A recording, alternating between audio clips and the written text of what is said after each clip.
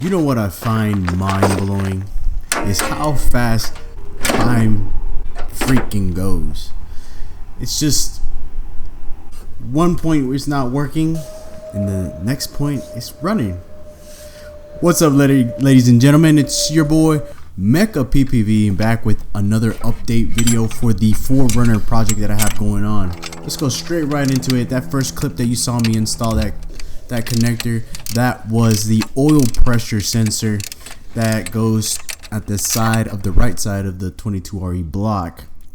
And now what I'm doing right now is taking off the exhaust manifold. Why am I taking this off? Well, I found something out that this model of 22RE, actually this body of 4Runner, the O2 sensor harness is on the left side of the vehicle, which sucks because I have to get a brand new harness for it. I could intentionally put a manufactured harness, like I can build one that goes all the way to the piping, that goes to the mid pipe, the white pipe, but I decided not to, and I went to my nearest old school Toyota parts dealer to go ahead and sell me one that has the O2 sensor on the manifold itself. That's the one that you see there. And I actually got pretty lucky this time because this exhaust manifold had the O2 sensor on it. Lucky me, but who knows if it's working or not, right? So I went ahead and slapped this brand new, well, it's not brand new obviously, but this brand new exhaust manifold on there, and we're gonna see if we can make it work, and I'm pretty sure it's gonna work. Took me a little bit to put that second air injection piping back on there, but it is manageable. They do make delete kits for that, by the way. If you want to delete it on your truck, they do make it, but I just want to get this truck running to the best as it can without me putting any mods in it, so I went ahead and just slapped it back on there.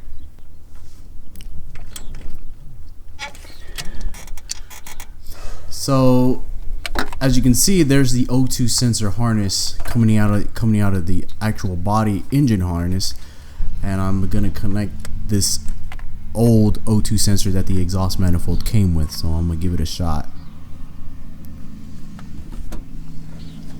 So this day I decided to I actually found an extra throttle cable link, and I was really looking forward to buying a brand new one, but when I was cleaning out the 4Runner that day, the guy actually had an extra throttle cable. I guess this was one of his things to do when he first wanted to do the LS swap when I bought this truck. Remember when I bought this truck, the previous owner wanted to put an LS V8 in it, but I guess those hopes and dreams collided, or he had some stuff going on, so he just decided to sell the truck then and left all those parts there. But this throttle link actually worked, and I'm gonna use it even though it doesn't fit on some of the brackets that you see there.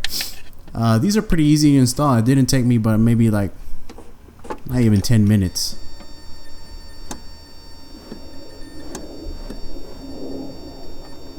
So here is the second reason that I updated the exhaust manifold, was to put this Y pipe in there. The last video we had issues installing this Y pipe in there because of the mounting of the transmission, or the exhaust manifold was actually different than the older style exhaust manifold. It was kind of pissing me off that day. So that's the second reason I went ahead and bought that exhaust manifold, was to put this Y pipe in there. And boy, I tell you what, it made a little bit of a difference when I went to go test drive, especially when it comes to noise decibels. It made a huge difference, because now not only is the sound, of course we don't have the muffler on there, the sound was coming from the engine, and you can actually hear it really loud when you were driving, but with this Y pipe installed, the noise comes out louder underneath the vehicle, which is actually bearable until I get this muffler installed on this truck. And you can see that the timing is still off. I haven't adjusted the timing yet with the properly working timing light, That's why you see the engine kind of shaking here and there. It has to be in relation of the timing, and maybe doing a little bit of cleaning in the throttle body in there. It's an old truck. So I'm gonna give you a first-person view of you as my passenger. We are taking a drive in the 1986 4Runner, ladies and gents. So right off the bat, I really am happy about how the transmission is feeling. This transmission was sitting open guts everywhere when I bought the truck. Everything was just all over the place. The shafts, counter shafts, input shafts were all there. Was a missing bell housing. There was no clutch. There was no release bearing, no fork, all that. I had to pick and choose off the internet, and I had to ask people, hey, am I missing this? Am I missing that? Right off the bat, when I started driving this truck, the transmission felt outstanding. Every gear, everything. No abnormal noises.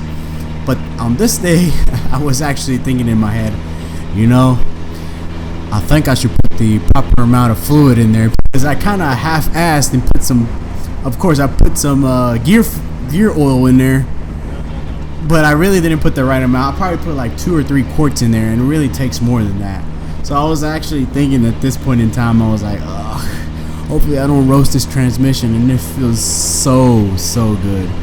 I also got that cheap clutch from eBay, Clutch Masters. I don't remember the exact name, but it was a really cheap kit. It came with the spring, the clutch. It came with the release bearing. It was a whole nice proper kit for the 22RE. I decided to use it, and I'm glad. I only paid not more than $150, I believe. I can't remember. It's been so long, but I was so happy that I got working. And not only that, remember we got that aftermarket slave cylinder from the auto parts store. Slapped it on there, $10, and all there. I didn't feel no air in the lines. I didn't feel no looseness or excessive play. Another thing, the throttle. The throttle felt so good. It didn't feel sloppy or loose. That other cable was sloppy and loose. I remember it. And even if you were to press down that throttle cable, you would be able to feel that the throttle, the butterfly, isn't moving at all. There was just so much excessive play on that, or excessive play or looseness from that cable.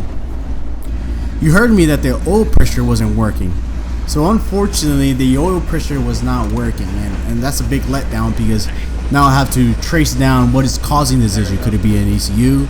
Could it be a wiring issue? Could it be the odometer?